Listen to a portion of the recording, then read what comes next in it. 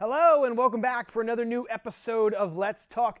We have hit episode number 10 here on the program. Time just flying by and we continue to have a ton of fun.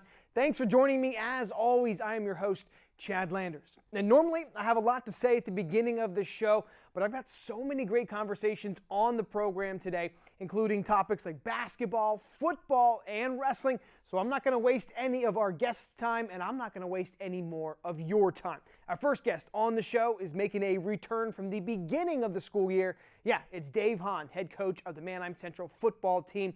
Only he's not talking about his current players. We took a trip back into the past more than 20 years ago. Hear our conversation about former Baron Matt Nagy. That's coming up after the break.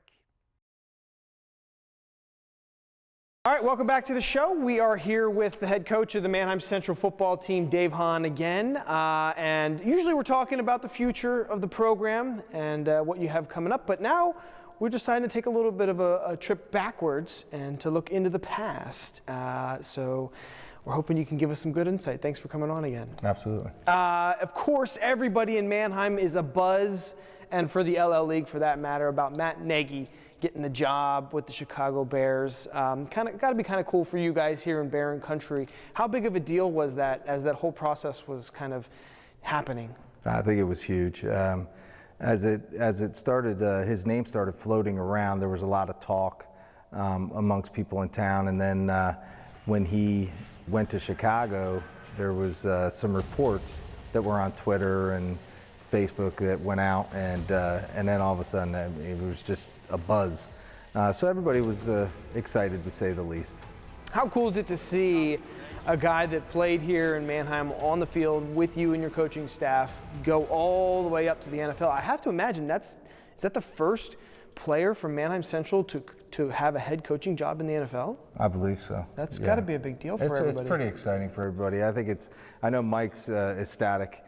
Which he should be, because Mike was a head coach when Matt was here, and I know they had a special relationship. Now you're telling me you kind of came towards the end of Matt Nagy's career. Can you kind of clue everybody in that it doesn't have all the history knowledge of the Mannheim program, kind of your experience and when you got into town and what Matt Nagy was up to?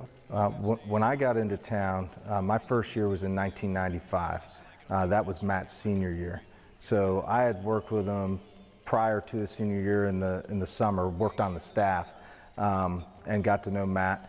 And from there, history says everything else that that we've done. But my relationship with Matt was one. I was a line coach. He was a quarterback. So I think, even though I spent a lot of time with the line, my job was basically to protect the quarterback. So there was communication there, and I got to know Matt. Very bright kid at the time, very bright. Very intense, very aggressive player, the kind of player that every coach wants.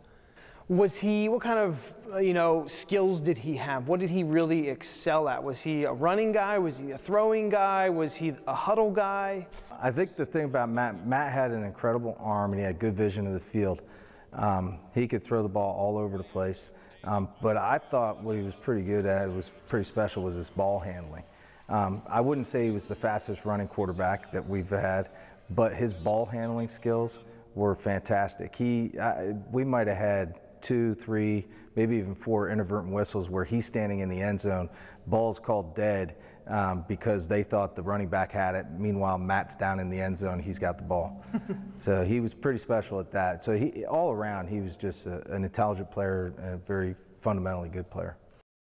Okay, so you have seen a lot of the quarterbacks come through Mannheim Central. They've done so many things. A lot of them can run, a lot of them can throw. Is Matt up at the top of the quarterbacks that have played here? Is he the best, most productive? Does he have the most records? I mean, where does he stand there in kind of all of those good quarterbacks? All right, well, you're putting me in the line of fire right now, asking me if he was the best. Here's what I'll tell you. I think Matt was one of the best. Okay.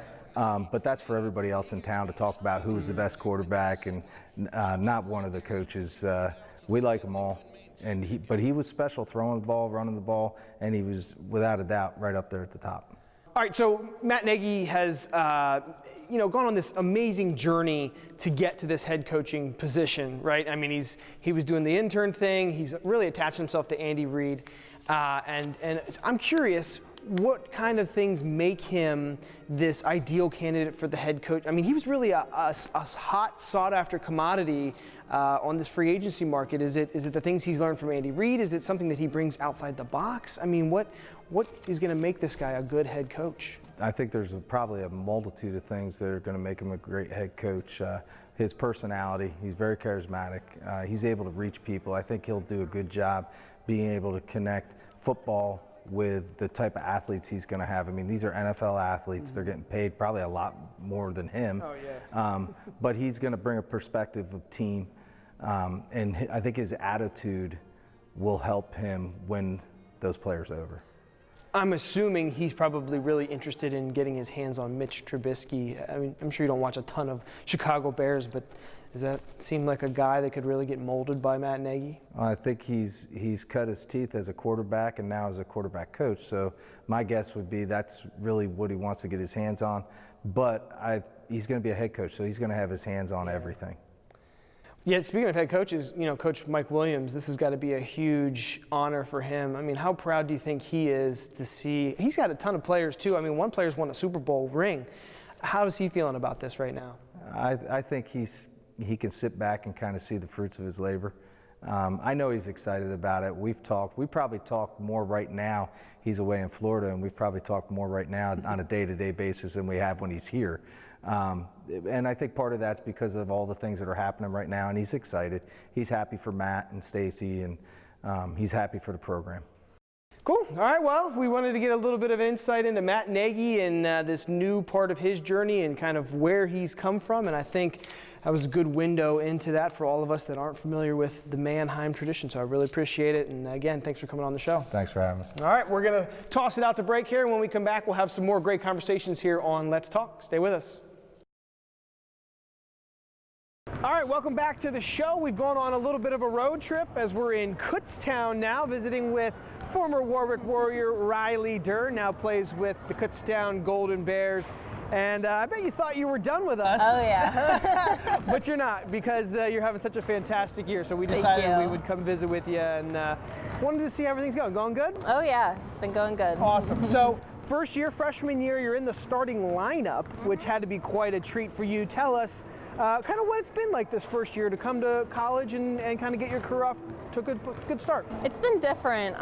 The competition obviously is different from high school. Every team we play, they just want to, the girls, it's their first sport. You don't really get that so much in high school. Right. Some players are soccer players, field hockey players, but all the teams, they just want to be here and they want to win. So it's been definitely different. I've been getting a lot better at different things I never thought I would get better at. Overall, it's been good. Awesome. Tell us about kind of the role that you get to play on this team. When you were in high school, you were kind of the go-to person. A lot of the focal point was on you. Now, I would imagine there's a lot of other really good players. So what is the role that Coach Maloof has you playing here on the team? I'm definitely the shooter. They want to try to get me the ball to shoot, but if I'm not on my game, they try to look at other players that are on. So it's not always about me, which kind of takes the stress off of me. So, but everyone on this team, they contribute to it. So it's not just 1, 2, 3 people. It's a team. So it's been nice. Yeah, it still seems like you shoot a lot of three-pointers. I think I saw a stat where maybe you might be like maybe the 6th most three-pointers in the league. Oh, wow. Is that something that you still focus on? Or Oh, yeah. In high school, I was definitely like half post, half wing, but now my main priority is shooting the 3, but if my shot's not on, I try to go to the rim, just like I did in high school. But definitely the 3 is where I try to shoot it. Okay, it's nice to see you haven't lost that. This seems like somewhat of a younger team. I mean, there's some freshmen in the starting lineup. So how would you describe kind of the makeup of the team, when you joined here? Definitely young. We have 6 freshmen and 5 juniors, or 5 sophomores. So we're definitely inexperienced, but we have some older girls that are just trying to teach us different things. But yeah, one word to describe us is definitely young. Half our team is sophomores and younger, but it should be a next good couple of years. Yeah, something to build on. And I would, you're in the starting lineup. I think you've started every single game. Is that true? And somehow you're leading the team in scoring.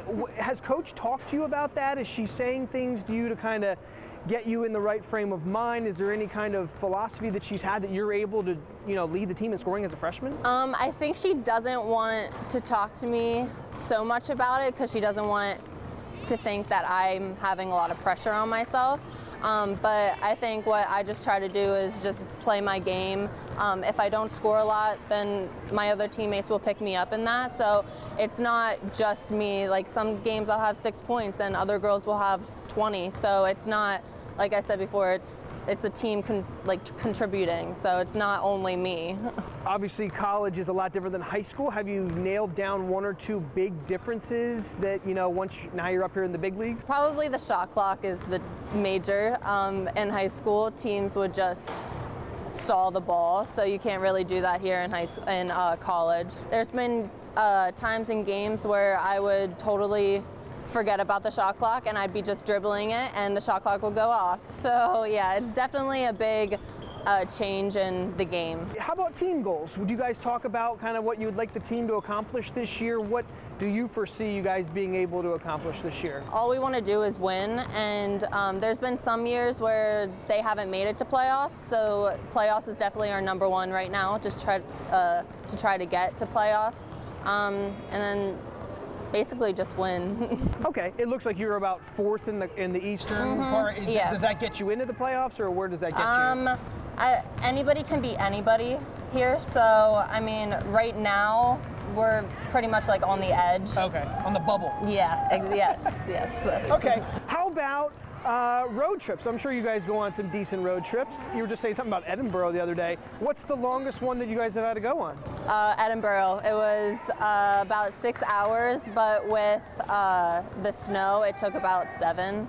So trying to make our way to there with 2 feet of snow on the ground, that was a little rough. I think Mercyhurst will be another long one. I think it's about that's all the way up in Erie. 5 or 6 hours. Okay, so those are the long. Yeah, but more than half our games have been at home. Okay, so good so far. All right, last question. You get to play with a former LL Leaguer, somebody that we followed pretty closely along with your career, Caroline Stauffer from Ephrata.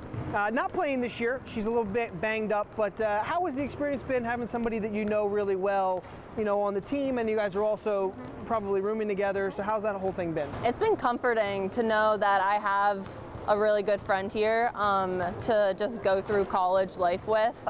We have classes together. I am rooming with her. She kind of reminds me of home a little bit. So if I don't get home, we're just really close, and I like her being here. Unfortunately, she can't play right now because of her ankle, but I'm really excited to just tackle on the next 4 years with her. Yeah, hoping for some healthier years to come. Oh yeah. Awesome. Well, we made the trip out here. We're really excited to see you play in the game, so hopefully you have a good one. But it was just nice catching up, and I'm sure for everybody back at Warwick, it's nice to see how well you're doing. So thanks so much for coming Thank you so much. We appreciate it, and obviously, good luck the rest of the season. That would be nice for you guys to get into the playoffs. Oh yeah.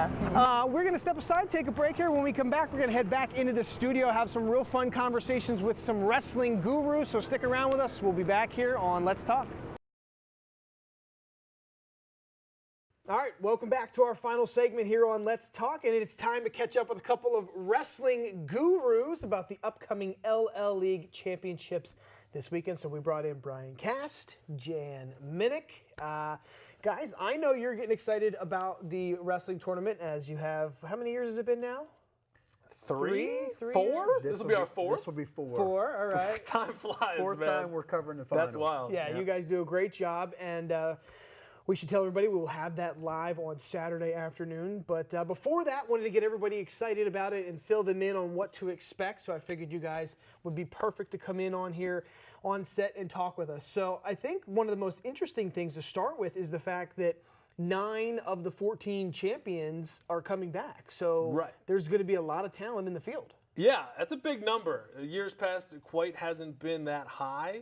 And the guys that are coming back are just fantastic. A lot of upperclassmen, but you got to look at a young guy, sophomore Will Betancourt. I think from Mannheim Central, if you're talking about a guy, if he stays healthy, could win 4, join that 4-time champion club. Probably Will. You're looking at Will there, but that'd be pretty cool. That'd be awesome because I think the last 2 were Cortland Schuyler from Township and Thomas Haynes from Solanco. Correct.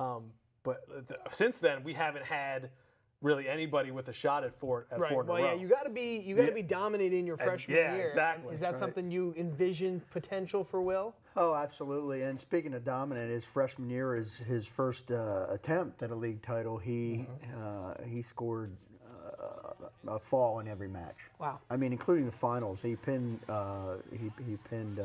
Austin Jones, right? Yeah, Austin Jones in the first period last year in the finals. Yeah, and we saw him win the district title. So obviously, and he's up to now he's up to like 113, somewhere in that range. Yeah, that's another interesting point. Who's going to move? So some of these champions, some of these returning champions might be at the same weight. You never know. I mean, Will's moving up. Where's Josiah Gear fall there? Where's all these Zeemers? Where are they going to fall from Mannheim Central? Is Cade wrestling 120? Are you talking, Gear? 120 might be stacked with Josiah Gear, Cade Zeemer. Is a Tanner Ball dropping or staying or going up from Peckway Valley? You don't know. There might be some movement to be had. Traditionally, we noticed that kids tend to want to shuffle it up for the league tournament, and that is a good kind of like precursory test for their postseason. So let's see what I can do against the local talent in the league tournament. I'm going to drop my weight class if I'm going to drop, and then they can sometimes bump up after that for the postseason run. Right. But traditionally, the league tournament is where you really see these guys like making their statement for what weight class they want to go. So yeah, we would keep an eye on guys like Will Betancourt from Mannheim Central. I like Josiah Gear in his senior year to get to the finals of some weight class. I would agree with that. He's the returning champ at 113, right? Yeah, and a 3-time medalist. He has 1 third place, 1 podium, and then won it last year. So could get 4 medals with a great finish this year. Yeah, and he did face Betancourt in that district final. He did, which was close for a while. Yeah, I mean, it was a close match. So we'll see if they match up. Anybody else that, as we kind of look through here, some returners. Yeah, a returner that we always say, A.J. Wilson from Solanco, has never won an LL tournament medal, but he's probably the best wrestler ever to never win an LL tournament medal. He's been snake bit. He was leading Blaze Bressler from Northern Lebanon 14-0 last year, and then got pinned. That's right. So A.J. Wilson, great wrestler. Yeah. Could this be the year he finally breaks through and everything goes his way?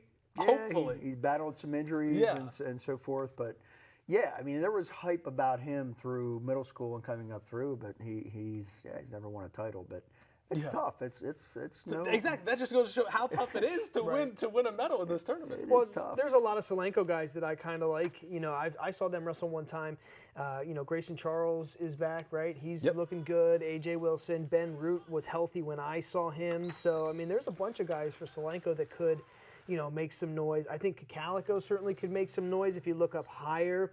You get into kind of the Ben Fromm territory. Oh, yeah. He won it last year at 195. What's he at now? Is he still 195? I think he's still 195. Okay, so Keegan McCourt from Central's at 195. So that could be a good showdown. Have you seen both of those guys wrestle, Jan? We actually called that match 2 weeks ago back That's in right, Calico. on Saturday. That was a tremendous dual meet. We enjoyed calling that. And there were some critical bouts that could have went either way. Yep. And of course, Mannheim ended up on top with that to lead the Section 2 contingent in there. And Calico has got pretty much a free reign on Section 1. But interesting. But we have here last year's finish right here in front of us. So the 2017 league tournament finish was Section 3, Northern Lebanon. Yep. Very impressive, yeah. Section 1 Calico and Section 2 Manheim Central in that order, and I wouldn't be surprised to see that again. Right, we were kind of talking a little bit before we came on this week about what teams could potentially. Is it a 4-team race? Is it a 3-team race? I mean, I think Calico and Manheim certainly have the squads to get a lot of guys in the podium, but I like to say Solenko, for whatever reason, impressed me, and Northern Lebanon, you can't count them out. Yeah. They scored, Northern Lebanon there, I think last year scored 260 points, which was the most ever scored by a team in tournament history, in this LL tournament history. They probably don't get there again this year. They've lost a bit. They've lost a Leonard brother. They've lost Hunter Wallace. They lost Funk from They've last lost year Luke too, Funk, which is their all-time wins leader. So, they're not as strong. I agree with Chad that Solenko is going to be good. And Cocalico and Central, I would say, are probably the 2 you're looking at. And just as close as their dual meet was, I mean, they're probably going to be. It's going to come down to a 7th place match. If a guy wins it, that could be the points that puts him over. Something like that. I couldn't agree more. I mean, it could be. It should be an interesting finish. Should be a great weekend of wrestling. Right, and we will have over at Garden Spot. The final, over at Garden Spot Saturday afternoon live on BRC 11. I will say Warwick as well. Warwick Warriors. They're top heavy with Evan Clark at 220 and Ryan Stewart at 285. But Logan Boring made a final last year. That's right. Luke Herzl certainly has the talent to make a final. Mateo Chacon, if he's got it all together, could go far in a bracket. Warwick, they're not going to finish top 2, but if they get it going, they've got the individual talent, I think. Yeah, you got to get those extra points. Yeah. Clark won 220 last year, and Ryan Stewart won 285. Yep. Do you guys envision them getting all the way back there again, calling those matches on Saturday? Yeah, I mean, the guys they beat are graduated. Okay. I would say they're probably the heavy favorites. I would say so, too. I'd have to agree. If healthy. Well, yeah. Can't think of a heavyweight that potentially would give Ryan Stewart a run for his money. He's just improved so much from freshman year, and he's a senior now, right? Yeah, he's a senior. I can't believe that he's a senior already, Ryan Stewart. But looking forward to what he can do in leagues and also in districts. Yeah.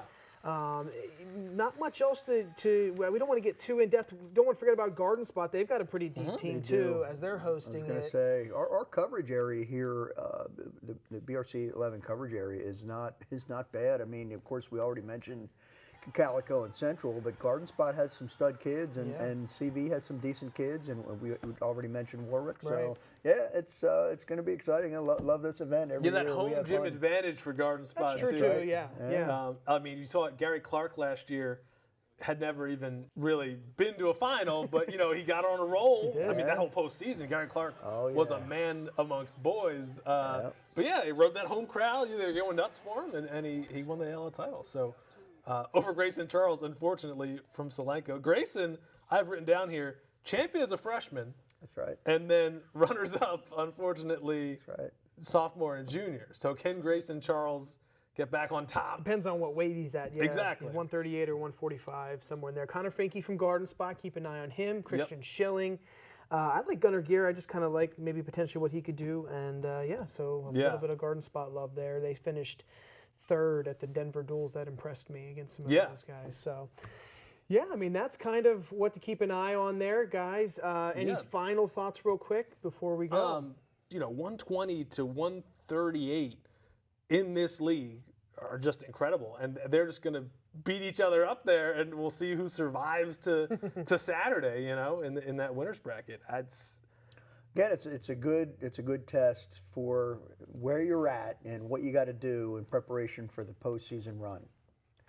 It's a great first test, and then of course sectionals will come up, and then districts, and we'll be off to the races. It has no bearing at all for postseason honors. It's just local bragging rights for the league, Lancaster Lebanon League, but it does set the tone and kind of set the preface for seeding for the section tournaments. Okay.